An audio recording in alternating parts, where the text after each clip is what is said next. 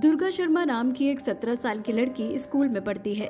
राजपुर जैसे छोटे से गांव की रहने वाली होती है। दुर्गा का नाम जरूर दुर्गा था, लेकिन उसकी जिंदगी में ना कोई शक्ति थी और ना ही किसी का सहारा था। दुर्गा के पिता शराबी शराब में धुत रहते हैं। माँ बीमार रहती है और भाई तो पहले ही अपनी जिंदगी से भाग चुका था।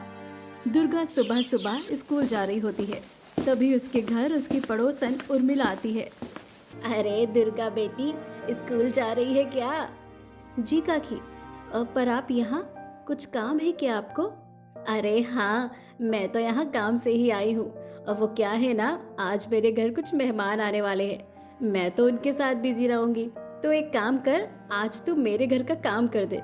इसके बदले में तुझे 2-4 पैसे भी मिल जाएंगे। काकी, मैं स्कूल से आके कर दूंगी। अभी तो फिलहाल मैं स्कूल जा रही हूँ ना। अरे स्कूल जाकर क्या हो जाएगा? स्कूल जाने से ज्यादा तो तुझे पैसों की जरूरत है, और काम मिल रहा है तो तू भाव खा रही है। मैं तो किसी दूसरे को भी बुला सकती थी, पर जो तुझे पूछ रही हूँ तो तू अकड़ दिखा रही है। काकी, मैं स्कूल जाकर वही करूंगी जो आपका बेटा करना चाहता है, और मैं कहाँ मना कर रही हूँ काम करने से। स्कूल से आकर सब कर दूंगी।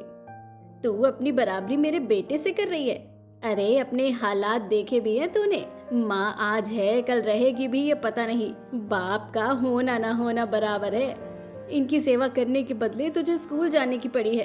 अरे पढ़ाई लिखाई छोड़ और कुछ काम धंधा देख ले। पैसे की गर्मी सब ठीक कर देती है। दुर्गा कोई जवाब नहीं देती है और चुपचाप स्कूल चली जाती है। इसी तरह अक्सर ही दुर्गा को लोगों के ताने सुनने पड़ते थे, पर वो चाहकर भी कुछ नहीं कह पाती थी। कुछ दिनों बाद दुर्गा स्कूल से घर आ रही होती है, तभी रास्ते में कुछ लड़के दुर्गा का रास्ता रोकते हैं। अरे अकेले अकेले कहाँ जा रही हो? कहो तो हम भी साथ चलते हैं। इसमें पूछना क्या है भाई? अरे हमारा काम ही है कि किसी भी लड़की को अकेले कहीं ना जाना पड़े। चल भाई, हम चलते हैं साथ में। वो दूसरा रास्ता है ना, उस रास्ते से चलते हैं, जल्दी गांव पहुंच जाएंगे। नहीं, मैं खुद चली जाऊंगी। अरे हम तो चल रहे हैं। उन लड़कों से खुद को बचाकर दुर्गा घर पहुंच जाती है। चाहे कोई भी मुझे गिराने की कितनी कोशिश क्यों ना कर ले, लेकिन ना मैं गिरने वाली हूँ और ना ही हिम्मत हारने वाली हूँ। उठने का रूप भी मेरे ही अंदर है। खुद को कैसे संभालना है ये मुझे अच्छे से पता है। दुर्गा मुश्किलों से डर कर कभी हार नहीं मानती है और हर नए दिन के साथ नई कोशिश भी करती है। कुछ दिनों बाद दुर्गा के स्कूल में एक नई टीचर आती है, अनन्या। तो बच्चों, मैंने आज आप सबका इंट्रो भी लिया और सबके बारे में काफी कुछ पता भी चला है। पर तुम सब जानते हो हमारे बीच सबसे अलग कौन है? नहीं। हमारे बीच सबसे अलग है दुर्गा। क्या ये दुर्गा? हाँ, आप सबको पता है दुर्गा माँ के 9 रूप होते हैं।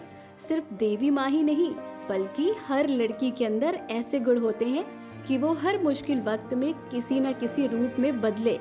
क्योंकि अगर हमें जीतना है तो सबसे पहले हमें खुद से ही लड़ना पड़ता है।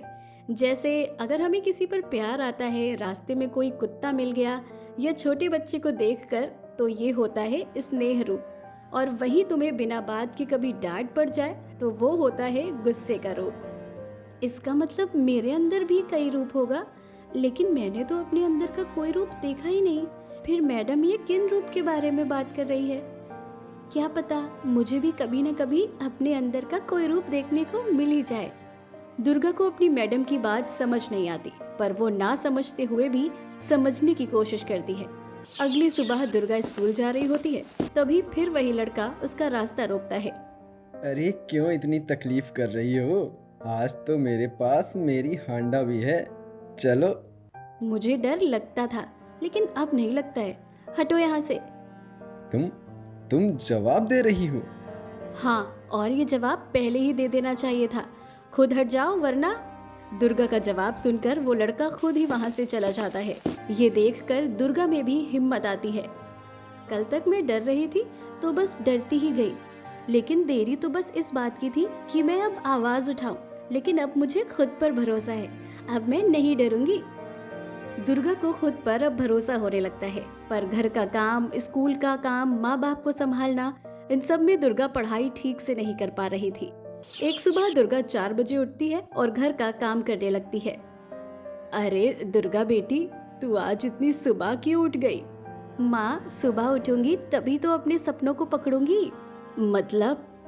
माँ, बाकी सब काम की वजह से मैं पढ़ नहीं पा रही थी, इसीलिए सुबह उठकर पहले घर का काम कर रही हूँ, फिर दवाई ले आऊंगी, थोड़ी देर सुबह पढ़कर फिर स्कूल जाऊंगी। अगर सारा काम सुबह ही कर लूंगी तो पढ़ाई करने के लिए कितना सारा समय होगा ना। हाँ मेरी बच्ची, तू अकेली ही कितना सब कर रही है, और वो भी बिना उफ किए। मैं अपने सपनों का इंतजार नहीं कर रही, बल्कि उनके लिए ही काम कर रही हूँ। दुर्गा अब बस खुद पर काम करती है, अपनी कमियों को सुधारती है, मुश्किलों से जरा भी नहीं डरती। कुछ दिनों बाद कई लड़कियों के साथ मिलकर दुर्गा प्रिंसिपल ऑफिस जाती है। मैडम, ये क्या है, हमारी स्कॉलरशिप क्यों नहीं मिली? मैडम, हम उस स्कॉलरशिप की वजह से ही तो आगे पढ़ पा रहे हैं, हमारे साथ ऐसा क्यों हुआ? ये स्कॉलरशिप लड़कियों के लिए नहीं होती है। मैडम, ये तो गलत है ना, हम सब एक बराबर हैं, तो लड़कियों के लिए क्यों नहीं है? क्योंकि मैंने कहा है। अब क्या कर लोगी? आगे शिकायत करोगी मेरी? अरे जाओ यहाँ से सब, मैंने जो कहा है समझ में आ गया ना अब? प्रिंसिपल सब बच्चों को वहां से भगा देती है। ये देखकर दुर्गा को काफी बुरा लगता है। जब लड़के लड़कियां बराबर हैं, तो हमें हमारा हक क्यों नहीं मिल रहा है? मैं भी देखती हूँ कि हमें स्कॉलरशिप कैसे नहीं मिलती। ये एप्लीकेशन जब डिस्ट्रिक्ट ऑफिसर के पास जाएगी तभी आगे की बात बढ़ेगी। दुर्गा अपना हक नहीं छोड़ती है और उस एप्लीकेशन का असर 2 हफ्ते में ही दिख जाता है। 2 हफ्ते बाद ही स्कॉलरशिप अप्रूव हो जाती है और स्कूल की लड़कियों को भी अब स्कॉलरशिप मिलने लगी। सही ही कहते हैं लोग, अपने हक के लिए लड़ोगे नहीं तो आगे कैसे बढ़ोगे? दुर्गा अब खुद से काफी खुश थी। कुछ दिनों बाद दुर्गा स्कूल से घर आती है तो उसके घर के बाहर काफी भीड़ लगी थी। क्या हुआ? आप सब लोग यहाँ क्यों हैं? बेटा, तेरी माँ की बहुत तबीयत खराब हो गई थी, मुखिया जी उन्हें अस्पताल लेकर गए हैं। दुर्गा बिना कुछ सोचे समझे जल्दी से हॉस्पिटल जाती है। डॉक्टर साहब, मुखिया जी, माँ कहाँ है? वो ठीक तो है ना? आपकी माँ आईसीयू में है, उनका बचना नामुमकिन है। देखिए, मैं एक डॉक्टर हूँ और मैं आपसे कुछ भी झूठ नहीं बोलना चाहता हूँ। आपकी माँ का इलाज यहाँ से ही चल रहा है, इसलिए आपके हालात को भी जानता हूँ। बेहतर यही होगा कि अपनी माँ को घर ले जाओ और बचे हुए कुछ पल उनके साथ बिताओ। हॉस्पिटल में बस आपका खर्च ही बढ़ेगा। हाँ बेटी, डॉक्टर साहब सही कह रहे हैं। नहीं डॉक्टर साहब, आपका काम है इलाज करना, आप बस मेरी माँ का इलाज करिए, मुझे विश्वास है वो ज़रूर ठीक हो जाएंगी। और आप पैसों की चिंता मत करिए, मैं कहीं से भी उसका इंतज़ाम कर लूँगी। दुर्गा को काफ़ी लोग समझाते हैं पर वो किसी की एक नहीं सुनती। छोटी छोटी चीज़ें बचाकर वो पैसे जोड़ती है और अपनी माँ का इलाज जारी रखती है। मैं जब तक हूँ मैं कोशिश करती रहूँगी। जब माँ ऐसी हाल में अपने लिए लड़ सकती है तो मैं क्यों नहीं? जब तक सांस है तब तक आस है। दुर्गा की लगातार कोशिश से उसकी माँ की तबीयत में काफी सुधार भी आता है। कुछ दिनों बाद दुर्गा एक छोटी सी बच्ची को पैसे देती है। ये लो और अपनी किताबें खरीद लेना, और हाँ, और किताबों की जरूरत हो तो मुझे बता देना। दुर्गा उस बच्ची को पैसे देकर जा ही रही होती है, तभी उसकी सहेली उसे देखती है और उसे टोकती है। दुर्गा, तू पैसे उस बच्ची को क्यों दे रही थी?